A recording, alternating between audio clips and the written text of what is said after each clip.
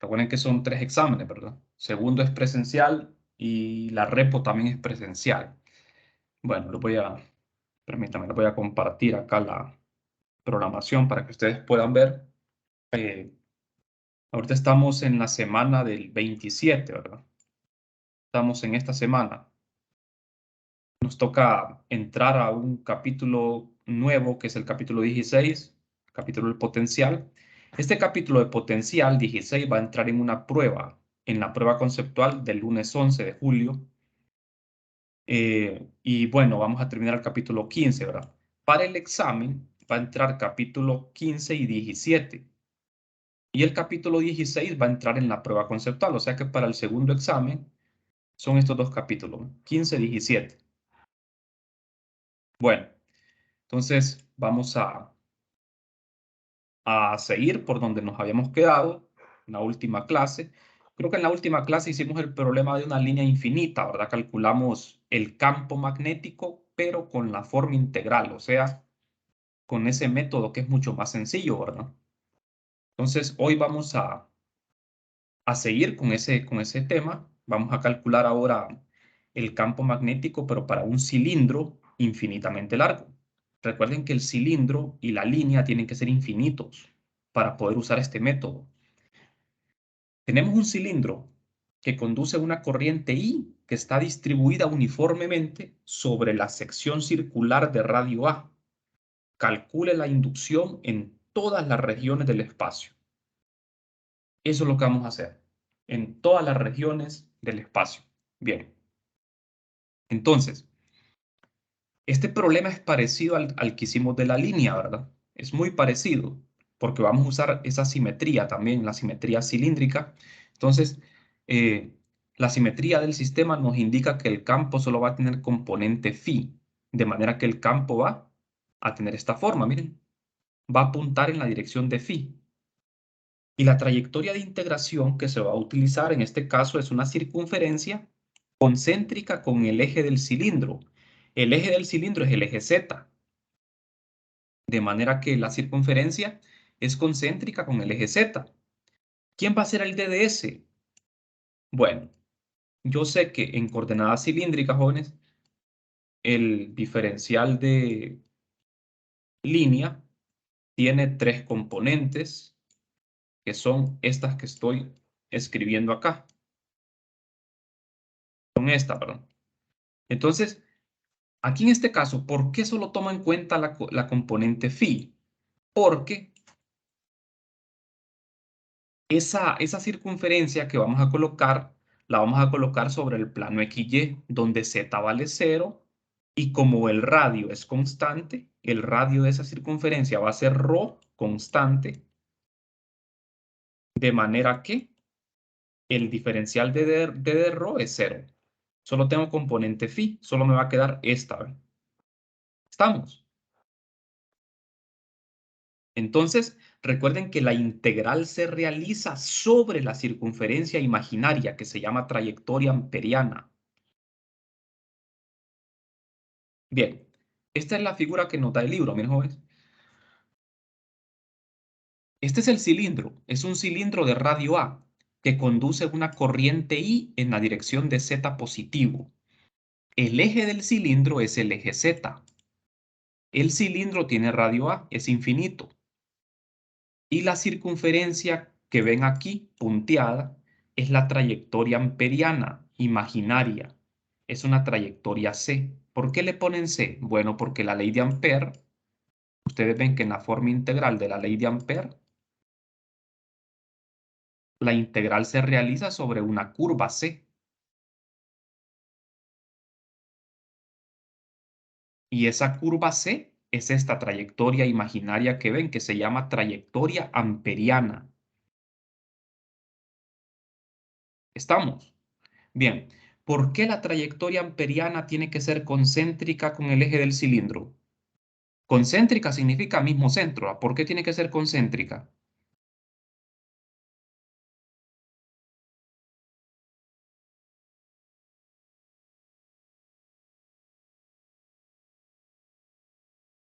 Sería por la simetría, tal vez. Sí, ¿verdad? Porque de lo contrario no habría simetría, porque la ley de Ampère siempre es válida. La ley de Ampère es válida para cualquier trayectoria. ¿Cuántas trayectorias amperianas puedo utilizar yo? Infinitas, ¿verdad? O sea, yo aquí puedo, en vez de una circunferencia, puedo colocar una trayectoria de esta forma, miren. Y es válido, porque estoy encerrando corriente. Lo que pasa es que si yo utilizo una trayectoria así como esta, no puedo despejar para el campo magnético, que es lo que yo quiero hacer. ¿Por qué? Porque el campo magnético no sería constante en los puntos de esta trayectoria. ¿Por qué no sería constante el campo magnético, jóvenes?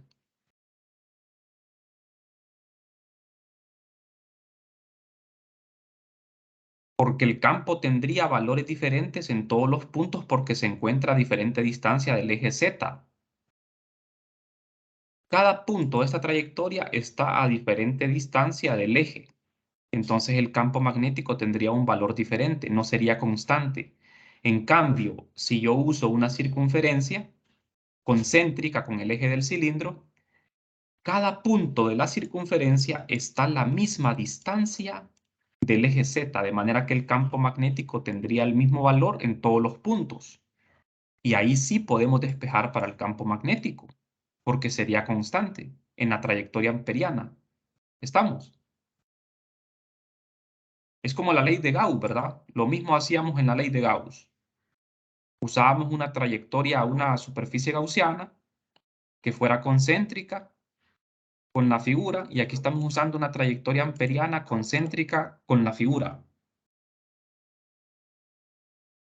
Ustedes ven que el DDS, miren, este DDS es un elemento de línea que recorre toda la trayectoria amperiana y el campo magnético se va integrando a lo largo de esa trayectoria. Pero como este es un cilindro, tenemos que considerar dos regiones, el interior y el exterior. Tenemos que calcular el campo magnético en el interior del cilindro y en el exterior, en todo el espacio. O sea que tenemos que utilizar dos trayectorias amperianas, una en el interior del cilindro y otra en el exterior. No sé si vamos bien hasta aquí, jóvenes.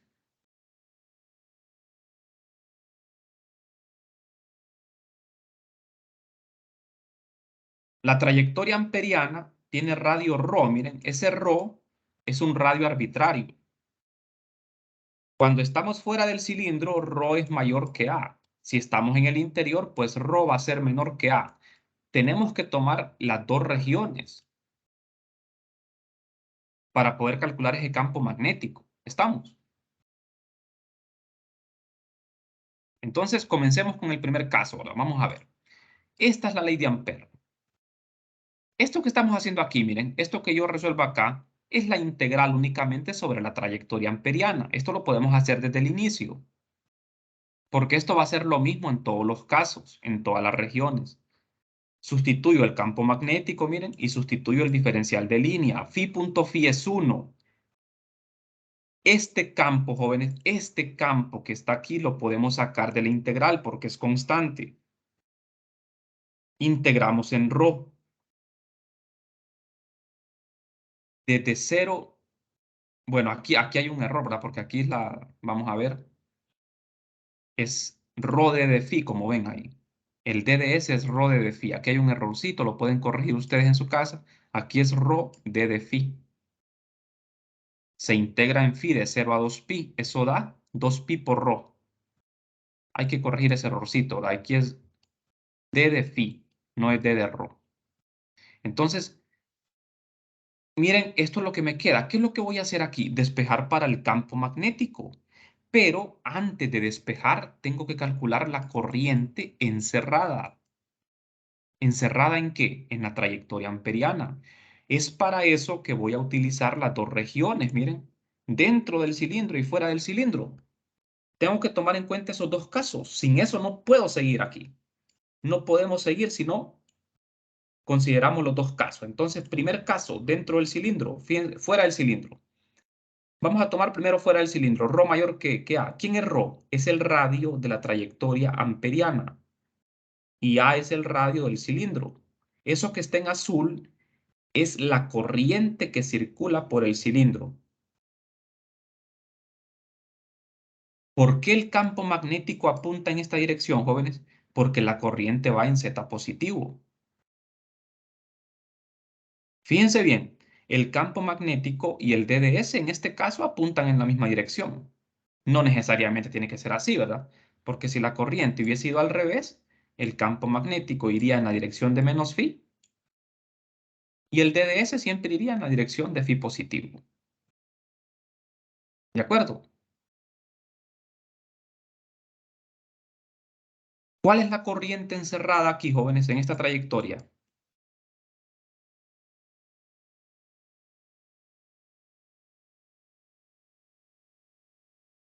Y en Z, Lick. Sí, pero la corriente no es vector, la corriente es un escalar. La Sí, corriente sí. encerrada es toda la corriente, porque en esta trayectoria circular está encerrada toda la corriente. O sea que la corriente encerrada en este caso coincide con la corriente que circula por el cilindro que es sí.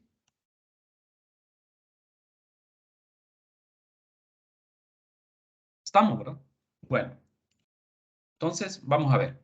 La trayectoria encierra toda la corriente. Como ven, la corriente total es sí. Entonces sustituyo aquí, miren, corriente encerrada es sí. Despejo para B. ¿Por qué ponemos el campo así, jóvenes? B como función de ρ. Porque con esto estamos indicando que el campo depende de ρ, que es función de ρ. Bueno, entonces, al despejar para B tenemos esto, miren. Por último, recuerden que tenemos que sustituir esta magnitud en el campo magnético B.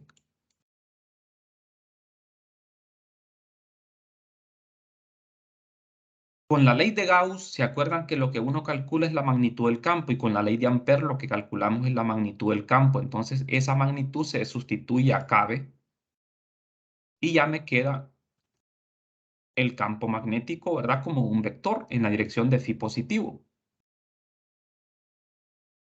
¿Estamos? El campo va en la dirección de phi positivo y depende de ρ. Varía inversamente con la distancia desde el eje del cilindro. Que conste, ¿verdad? Que este resultado solo es válido para ρ mayor que A. Cuando estamos fuera del cilindro, este resultado no es válido en el interior del cilindro. ¿Qué sucede cuando ρ tiende a infinito? El campo tiende a cero. El campo magnético se hace cero en el infinito.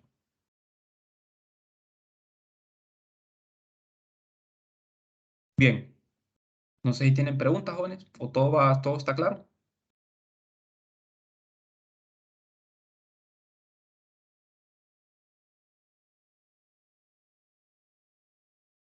Bueno, podemos seguir, ¿verdad? Entonces, ahora vamos a considerar la otra parte. Para un ρ menor que A. O sea, la trayectoria amperiana en este caso está en el interior del cilindro. Siempre el radio de la trayectoria es ρ, solo que ρ menor que A. Y la trayectoria es concéntrica con el eje del cilindro, el eje Z. Esa circunferencia, jóvenes, se encuentra en el plano XY. XY, de manera que Z vale 0. El DDS es el mismo, el campo es el mismo, o sea, el campo magnético va a tener la misma forma. El campo magnético va a apuntar en la dirección de phi y el DDS va a ser el mismo, porque la trayectoria lo único que cambia es el tamaño, ¿verdad? ¿Estamos? ¿Qué es lo que va a cambiar aquí entonces, jóvenes? ¿Qué es lo que va a cambiar?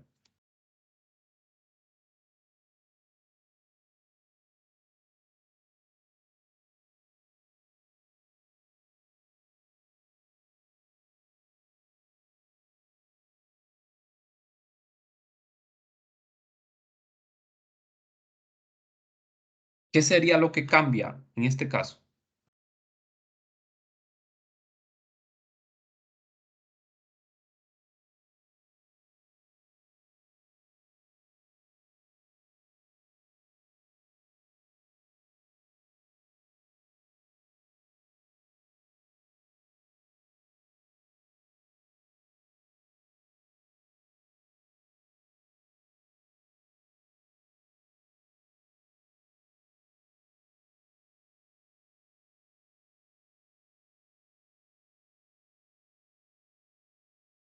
La corriente encerrada, Lick.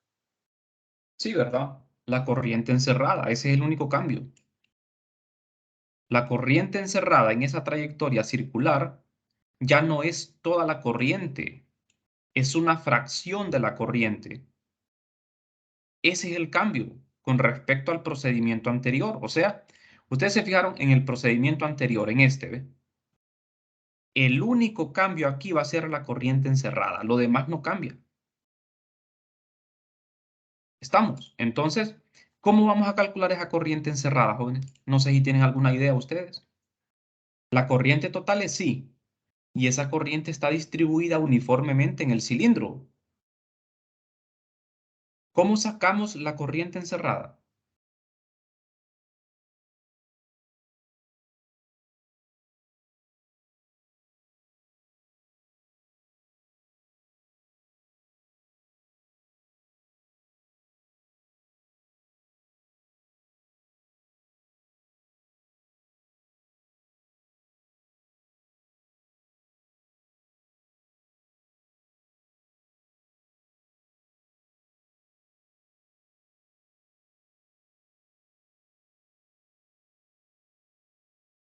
Bien, no sé si alguien tiene alguna idea.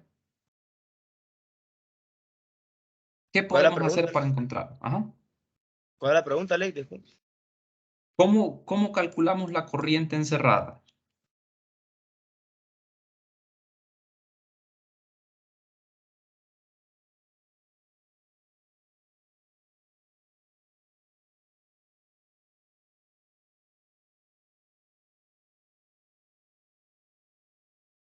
Ah, es que yo estaba confundido. Pensaba que la corriente iba solo sobre el eje Z, pero No, no, no, va. la corriente es en el cilindro. La corriente se distribuye en el volumen del cilindro. Apunta en la dirección de Z, pero la corriente está distribuida en todo el cilindro, en un volumen. De manera que podemos definir, jóvenes, cuando tenemos corriente en un volumen, J. ¿Quién es J? La densidad volumétrica de corriente. Corriente atravesando un área. Fíjense bien, este cilindro tiene un área transversal que es un círculo, ¿verdad? Entonces hay corriente atravesando el área de ese círculo. ¿Quién es el área en este caso? Es el área de un círculo, de una circunferencia, ¿verdad?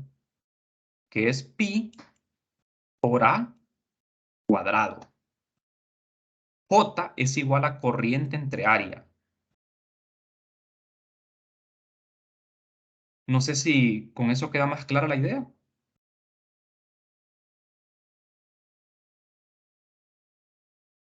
Para calcular corrientes encerradas nos van a ser útiles las densidades. Recuerden, la densidad J y la densidad K. ¿Por qué nos van a servir las densidades?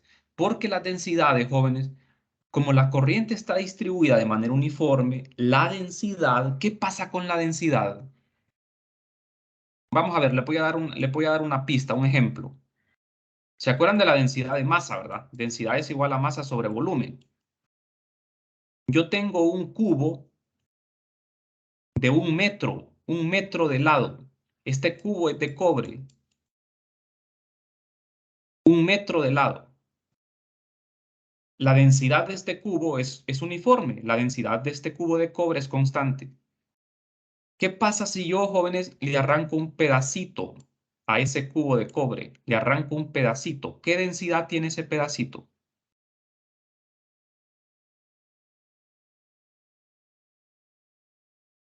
Debería ser la misma La misma densidad. densidad que la de todo el cubo, ¿verdad? Porque la densidad es constante, es uniforme. O sea que la densidad de un pedacito de ese cubo es la misma densidad que la que tiene todo el cubo. Entonces, vamos a ver. Hablando ahora de la densidad de corriente, la densidad de corriente se define como corriente entre área. Si la corriente es uniforme, la densidad que atraviesa, la densidad que está pasando por esta pequeña área y la densidad que pasa por toda el área del cilindro, jóvenes, ¿cuál es la diferencia entre esas densidades de corriente?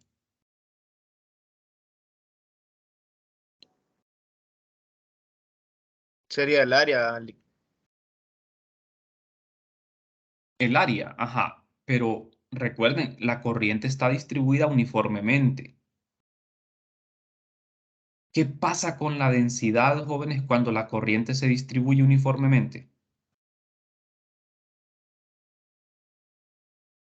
Es la misma Constante. en todo La el densidad volumen. es la misma, es la misma. ¿Por qué? El área disminuye, pero la corriente también disminuye porque tenemos menos corriente aquí encerrada. El área disminuye, pero la corriente disminuye, de manera que la proporción se mantiene igual. La división da lo mismo. Ese es el concepto de densidad. Lo mismo. Usted divide masa sobre volumen. Si la masa es más pequeña y el volumen es más pequeño, entonces la densidad le va a dar lo mismo. Por eso le puse el ejemplo aquí del cobre, ¿verdad? Si usted toma un pedacito de cobre, ese pedacito tiene menos masa que todo el cubo y menos volumen. Entonces la división le tiene que dar la misma densidad.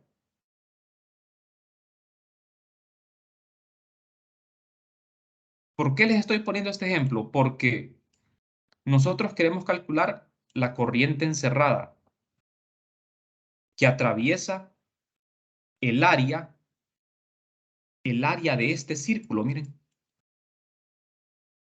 Entonces, yo sé que la densidad de corriente que atraviesa el área de toda la circunferencia de radio A del cilindro es corriente entre el área que es pi por A cuadrado.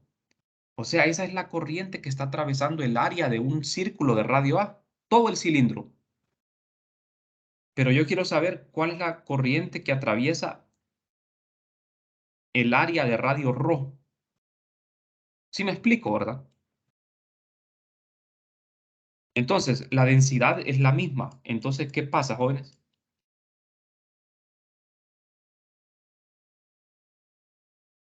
Aquí voy a poner pi por ρ cuadrado en vez de pi por A cuadrado. Pero ¿qué pasa con las densidades? Son iguales.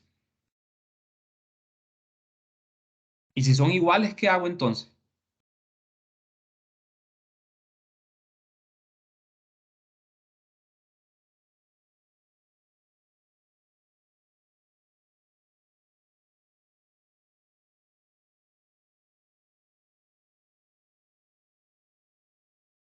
Las dos densidades son iguales. Entonces, ¿qué puedo hacer para encontrar la corriente encerrada? Igualar las ecuaciones y despejar. Igualar, ¿verdad? Y despejar para la corriente encerrada. O sea, la incógnita sería esta, ¿ves? La corriente encerrada. Esta no es incógnita. Esta corriente ya se conoce. Es la corriente que pasa por el cilindro. Ya me la da el problema. ¿Estamos?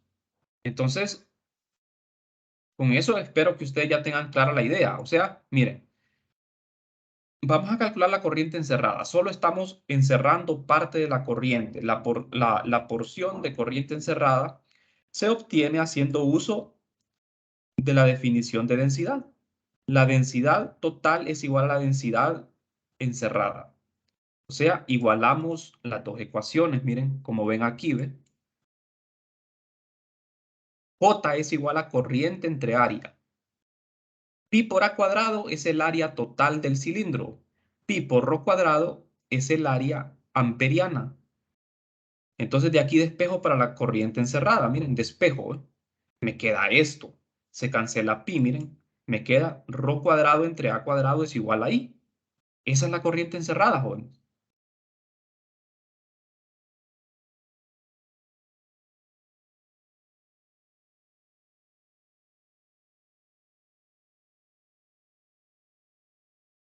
No sé si queda claro. ¿Es correcto este resultado? ¿Cómo saber si es correcto? Si tiene lógica. Sí, este resultado es lógico. ¿Por qué? Porque recuerden que ρ es el radio de esa circunferencia. Ρ va variando de 0 a ρ. ¿Qué sucede a medida ρ va aumentando, jóvenes? ¿Qué le pasa a la corriente encerrada? Va aumentando, ¿verdad? Pero recuerden que ρ es menor que A. Estamos trabajando el caso. Este es el caso donde Rho es menor que A. Como Rho es menor que A, jóvenes, esta división siempre va a ser menor que 1, porque Rho es menor que A. Entonces, la corriente encerrada, ¿qué va a pasar con la corriente encerrada?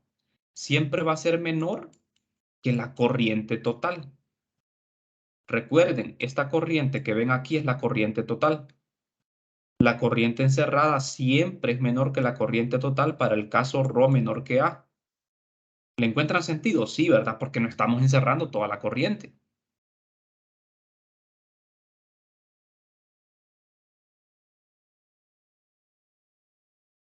Bueno, entonces con la ley de Ampère, ahora en ambos lados sustituimos, ¿verdad? En el lado izquierdo la integral, que es esto, y en el lado derecho la corriente encerrada. Despejo para el campo magnético. No sé si todo esto está claro, jóvenes, o tienen alguna pregunta.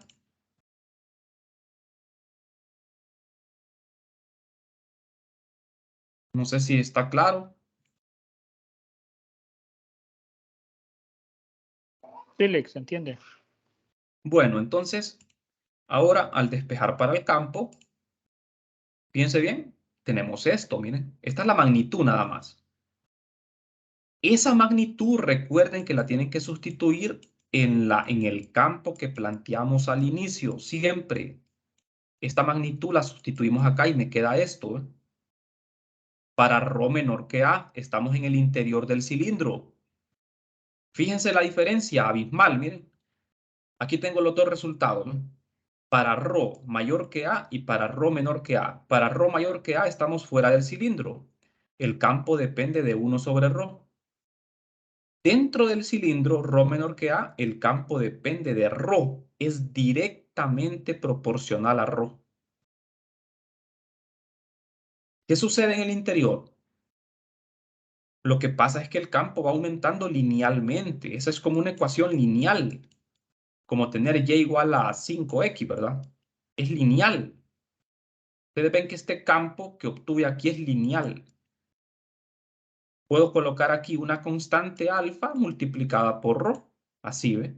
Donde alfa sería todo esto, ¿no? Que es constante, y Rho es la variable. Lo interesante aquí es graficar, ¿verdad? Hacer gráficos, porque los gráficos me permiten analizar cómo varía el campo en función de qué, de la distancia de Rho. Entonces, eso lo podemos hacer, ¿verdad? Eso lo podemos hacer nosotros en un gráfico. Podemos graficar el campo versus Rho. ¿Cómo se vería? Recuerden que el cilindro tiene radio A. El espacio se divide en dos regiones, de 0 a A y de A infinito. Entonces, de 0 a A, el campo varía linealmente, es una línea recta. Y de A al infinito, el campo va disminuyendo con 1 sobre Rho. Para Rho mayor que A, miren, el campo disminuye con 1 sobre Rho, o sea, hace esto. Este gráfico que ven aquí representa la variación del campo magnético conforme la distancia. ¿Qué sucede en este punto, jóvenes? ¿Qué sucede ahí? Donde Rho vale A. ¿Qué sucede cuando Rho vale A? ¿Qué sucede con estos dos resultados cuando Rho es igual a A?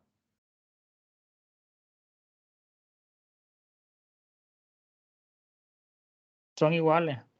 Son iguales. Si usted sustituye Rho igual a en estos dos resultados, le va a dar lo mismo. ¿Qué le va a dar? Le va a dar mu sub 0 por I entre 2pi por A. Cuando Rho vale A. Este gráfico en ese puntito, ¿cómo puedo interpretar matemáticamente ese punto? Eso significa que el campo magnético es continuo, pero no es diferenciable en ese punto, ¿verdad? No es diferenciable, pero sí es continuo. Es continuo porque los dos resultados dan lo mismo. hay continuidad. Una función es continua, ¿verdad? Ustedes saben ese concepto, ¿verdad? La función continua, pero no diferenciable. Hay funciones que son continuas y diferenciables en un punto, y hay funciones que son continuas, pero no diferenciables en un punto. Entonces, esta función es continua en el punto ρ igual a A, pero no es diferenciable en ese punto. ¿Estamos?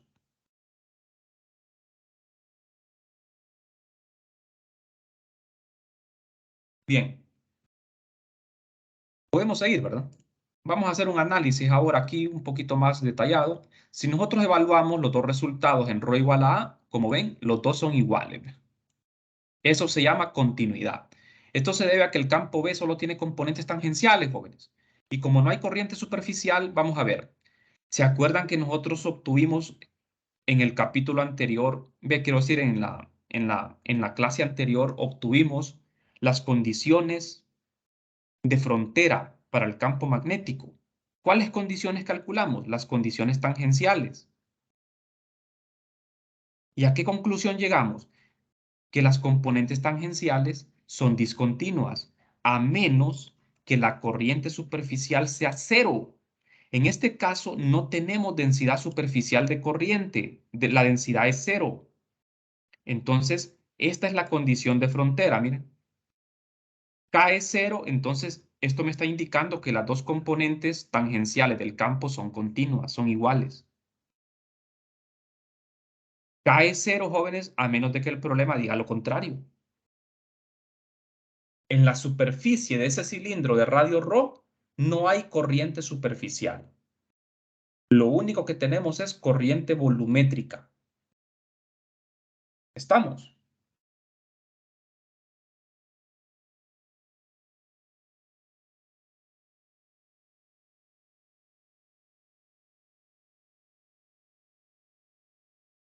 Entonces, fíjense bien, estos dos resultados que tenemos aquí se deben a que las dos componentes tangenciales del campo magnético son continuas en este caso.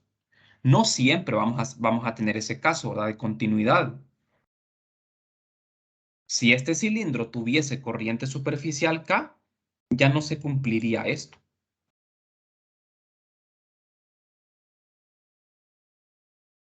Bien, vamos a seguir. Entonces, espero que haya quedado claro este resultado, ¿verdad? Bueno, no sé si tienen alguna pregunta.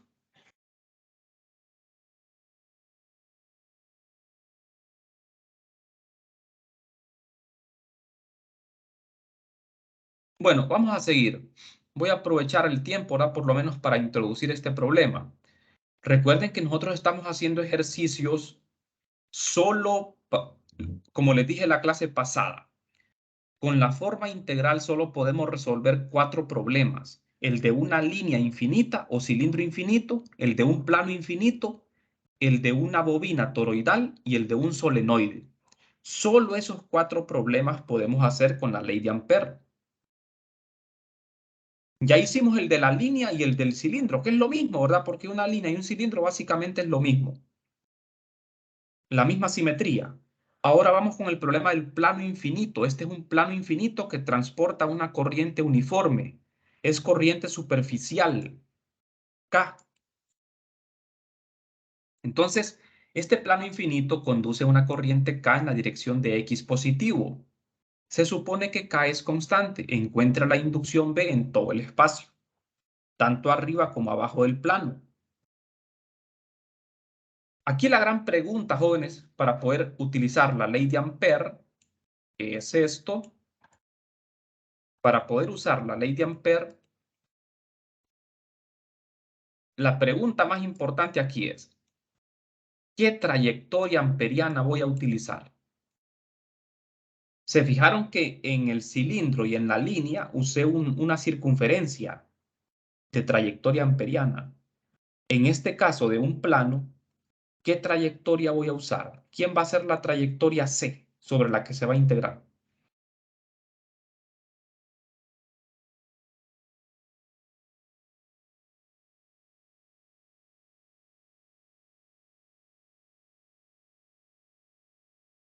Tiene que ser una trayectoria tal que me permita despejar para el campo magnético. O sea, una trayectoria en la cual el campo sea constante. No cualquier trayectoria cumple esos requisitos. Tiene que ser una trayectoria única.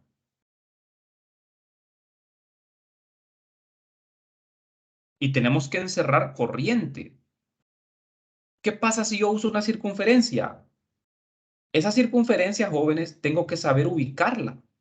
Si yo pongo una circunferencia horizontal en el plano, no sirve. ¿Por qué no sirve? Porque no estoy encerrando corriente. Ahora, si yo pongo la circunferencia vertical, ahí sí estoy encerrando corriente. O sea que una circunferencia vertical es correcta. Pero ¿cuál es el problema? Si yo pongo una circunferencia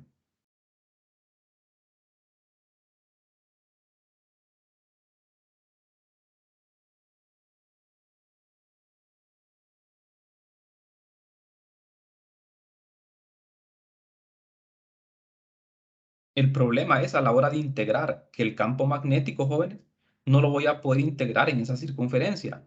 ¿Cuál es la trayectoria más recomendada aquí? ¿Es un rectángulo o un cuadrado?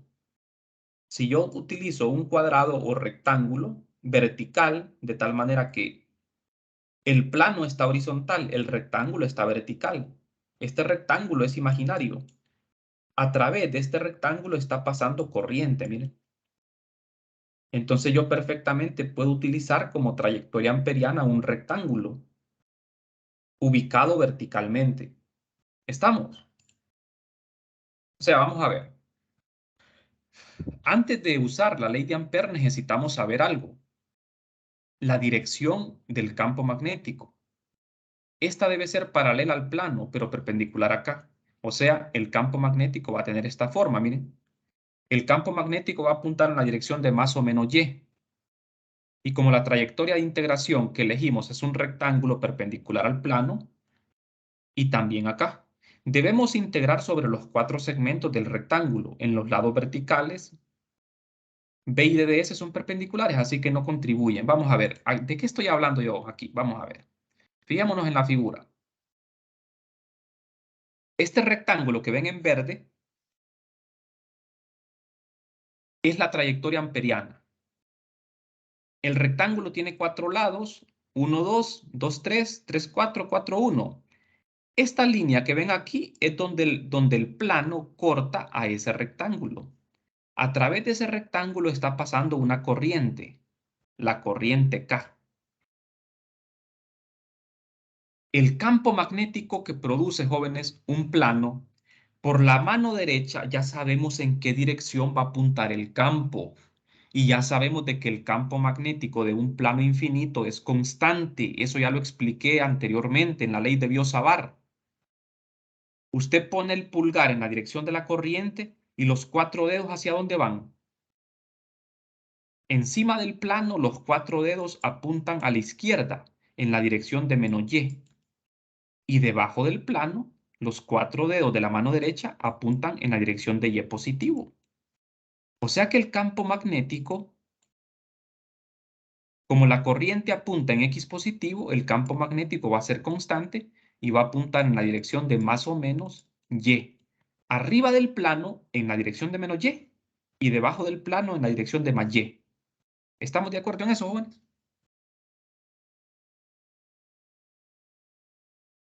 Sí, Bueno, recuerden que la ley de Ampère es como la ley de Gauss. Antes de resolver, uno tiene que conocer la dirección en que va a apuntar el campo. Porque este campo es lo que yo voy a sustituir en la integral. En este integral, yo voy a sustituir este campo y el DDS. ¿Estamos? O sea, por eso el campo queda planteado así, miren. Y el DDS es un pequeño elemento que va a recorrer. El DDS va a recorrer toda la trayectoria amperiana, o sea, el rectángulo. ¿En qué dirección lo va a recorrer? Esa dirección es arbitraria, pero yo les recomiendo que elijan la dirección del recorrido de tal manera que quede paralela a la corriente. O sea, me conviene recorrer esta trayectoria en sentido antihorario para que así el vector de área vaya en la dirección de K. Eso se hace para no ir arrastrando un signo menos, pero la verdad que eso no importa. Entonces, fíjense bien. El perímetro de este rectángulo se va a recorrer en sentido antihorario. Miren el DDS y miren el campo magnético. A mí solo me interesan los lados horizontales del rectángulo. ¿Por qué? Porque en los lados verticales el campo magnético va a ser perpendicular al DDS, de manera que va a ser 0 el producto punto B punto DDS va a ser igual a 0 en los lados verticales del rectángulo. ¿Estamos claros? Por eso la integral solo se va a hacer en los lados horizontales. Nosotros le tenemos que dar dimensiones al rectángulo, dimensiones arbitrarias. La altura del rectángulo decimos de que es D y el ancho es L. Pero esas distancias son arbitrarias, o sea, cada quien las pone a su gusto. ¿Estamos de acuerdo, jóvenes?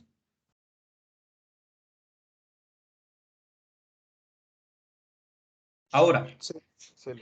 se fijan que el rectángulo lo puse vertical. ¿Por qué no lo puse horizontal?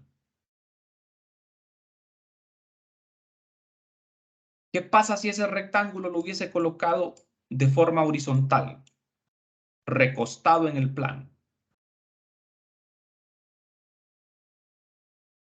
La corriente encerrada sería 0. No estaría encerrando corriente.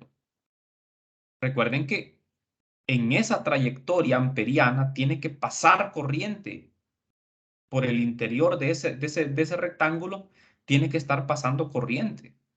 Si no pasa, entonces me queda que el campo magnético es 0 y eso no es cierto, ¿no? ¿Estamos, jóvenes?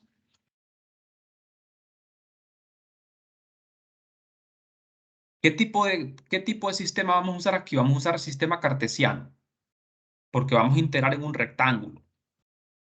Otra cosa, fíjense bien, el rectángulo tiene que estar ubicado de tal manera que la corriente K sea perpendicular al área del rectángulo.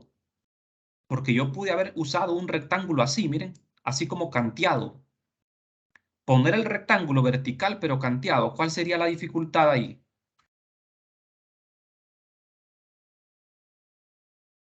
En ese caso, K no sería perpendicular al área de ese rectángulo. Tendríamos un problema. Porque el DDS, que este DDS tendría componente tanto en X como Y, y a la hora de integrar eso me daría mucha dificultad. Por eso es que el rectángulo, jóvenes, se pone de manera que quede perpendicular a la corriente y vertical.